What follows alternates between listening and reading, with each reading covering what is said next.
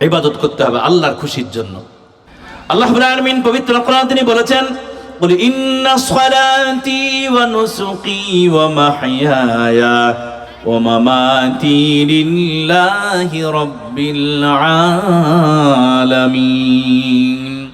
এটা সূরা আনআম 8 নম্বর পারা 9 নম্বর পৃষ্ঠা 9 নম্বর লাইনের 162 নম্বরের অংশ। এটা তাফসীর কোলন, তাফসীর মারিফুল কোরআন, তাফসীর তাবারি, তাফসীর কুরতুবী, তাফসীর ইজাহুত তাফাসির, তাফসীর ইবনে কাসির।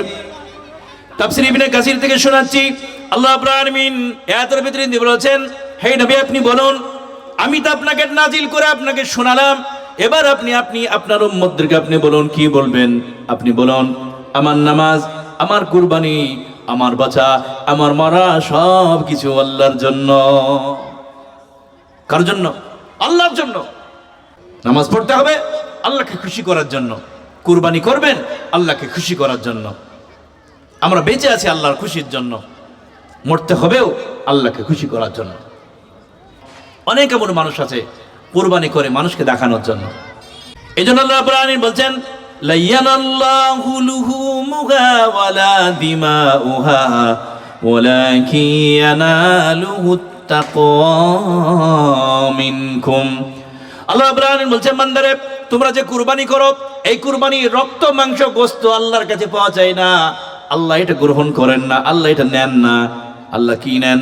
আল্লাহ বলছেন, বান্দা আমি আল্লাহর কাছে পৌঁছাই শুধু তোমার অন্তরের তাকওয়া। কতটা আল্লাহকে ভয় করে ভালোবেসে আল্লাহর জন্য কুরবানি করছো, আল্লাহ বলছে আমি তোমার দিলের দিকে তাকিয়ে থাকি। আল্লাহ বলছেন, বান্দা তুমি থাকো তোমার পশুর দিকে তাকিয়ে, যে তোমার পশুদের কত সুন্দর, কতটুকু গোশত হবে, তুমি বারবার পশুর দিকে তাকিয়ে থাকো। আল্লাহ বলছে আমি তোমার দিলের দিকে তাকাই, আমি দেখি তোমার দিলের দিকে তাকিয়ে যে পৃথিবীর মানুষকে খুশি করার জন্য কুরবানিটা করছো না আমি আল্লাহর জন্য করছো। আল্লাহ বলছে আমি তাকিয়ে থাকি, আমি দেখি। এজন্য কুরবানি করতে হবে আল্লাহকে খুশি করার জন্য, নামাজ পড়তে হবে আল্লাহকে খুশি করার জন্য, বেঁচে আছি আল্লাহর জন্য, প্রয়োজন হলে ইসলামের জন্য জীবন দিব আল্লাহর জন্য। সবকিছু আল্লাহর জন্য হতে হবে। যদি মানুষকে দেখানোর জন্য ইবাদত করি, ওই ইবাদত আপনাকে জাহান্নাম থেকে বাঁচাতে পারবে না। আল্লাহ রাব্বুল আলামিন পবিত্র কোরআন তিনি বলেছেন, ওয়াকাদিমনা ইলা মা আমিলু মিন আমালিন ফাজআলনাহু হাবাআম মানসুরা। এটা সূরা ফুরকান 19 নম্বর পারা প্রথম নম্বর পৃষ্ঠা 4 নম্বর লাইনে 23 নম্বর আয়াত। এটা তাফসীর ইবনে কাসির থেকে শোনাচ্ছি।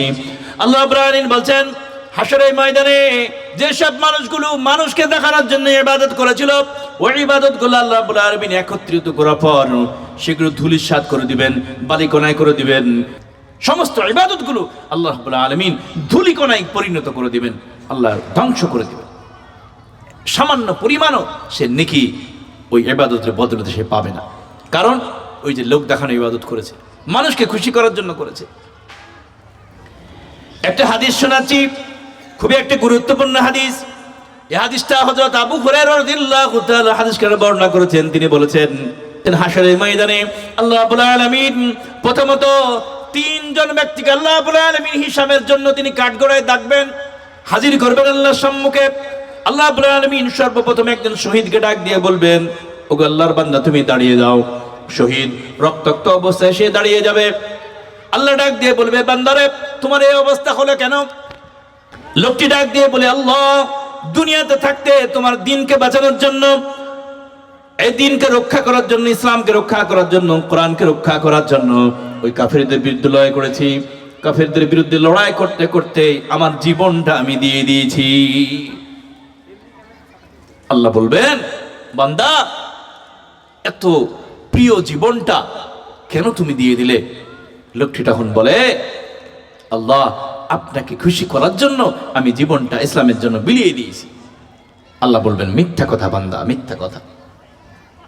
বলেন তো, মানুষের অন্তরের খবর আল্লাহ জানেন কি জানেন না? এ বাবা, জানেন কি জানেন না? জানেন। প্রকাশ্য যেটা বলেন সেটাও জানেন, আপনার মনের ভিতরেই আপনি কি কল্পনা করেন এটাও আল্লাহ জানেন। আল্লাহ রাব্বুল আলামিন নবীকে ডাক দিয়ে বলেন, হে নবী আপনি বলুন, কুল ইন তুখফু মা ফি সুদুরিকুম আও তুবদুহু ইয়ালামুহুল্লাহ। আল্লাহ রাব্বুল আলামিন বলেন, হে নবী আপনি বলুন, তোমাদের অন্তরে গহীনে কি লুকোচুরি করে পৃথিবীর কেউ টের পায় না। তোমার সব থেকে ক্লোজ ফ্রেন্ড, তোমার সব থেকে নিকটবর্তী, তোমার যে বন্ধু সব সময় তোমার কাছে থাকে, তোমার অন্তরে গহীনে কি লুকোচুরি করে সে টের পায় না, সে বুঝতে পারে না। তোমার স্ত্রীও বোঝে না, পৃথিবীর কেউ বুঝতে পারে না। আল্লাহ রাব্বুল আলামিন বলছেন তোমার অন্তরে গহীনে কি লুকোচুরি করে, আল্লাহ বলছেন পৃথিবীর কেউ বুঝতে পারে না, আমি আল্লাহ সেটা জেনে যা। আল্লাহ জানতে পারেন কি পারেন না? আল্লাহ জেনে যান। আল্লাহ রাব্বুল আলামিন আপনার অন্তরে গহীনে কি লুকোচুরি করছে, কার ক্ষতি করবেন, কার ভালাই করবেন, আল্লাহ রাব্বুল আলামিন সব কিছু জেনে যান। আপনি যে আল্লাহর জন্য ইবাদত করেছেন সেটা আল্লাহ জানতে পারবেন না? আল্লাহ জানতে পারবেন। প্রতিটা মানুষের অন্তরের খবর আল্লাহ জানেন।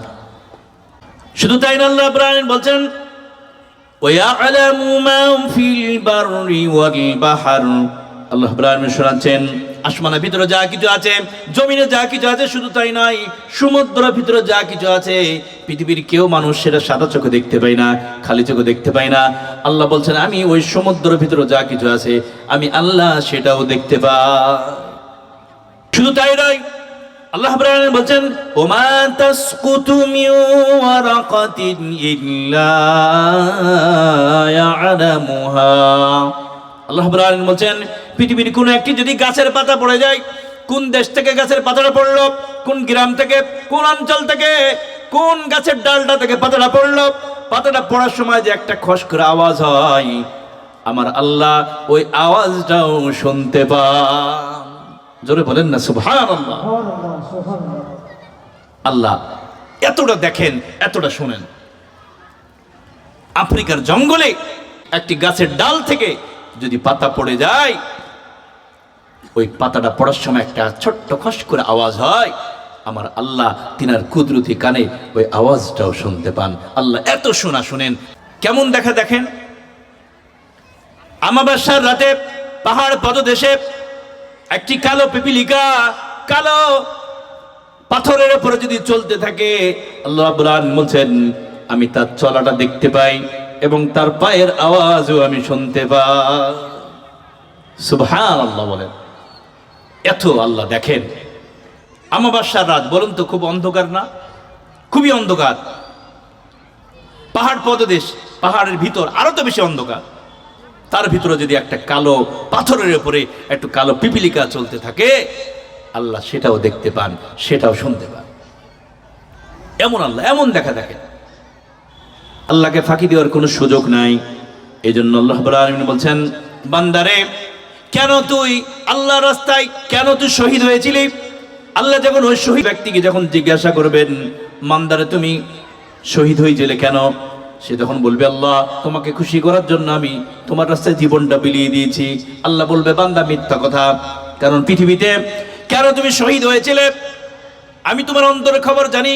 তুমি মনে করেছিলে তুমি যদি শহীদ হয়ে যাও, তুমি যদি জিহাদে অংশগ্রহণ করো, পৃথিবীর মানুষ তোমাকে ডন বলবে, বাহাদুর বলবে, বিশাল বড় যোদ্ধা বলবে।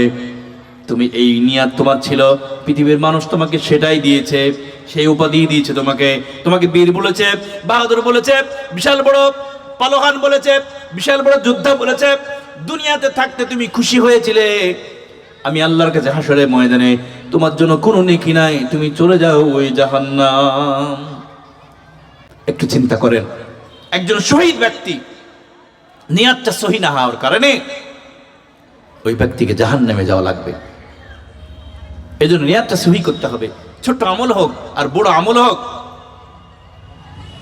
করতে হবে আল্লাহকে খুশি করার জন্য।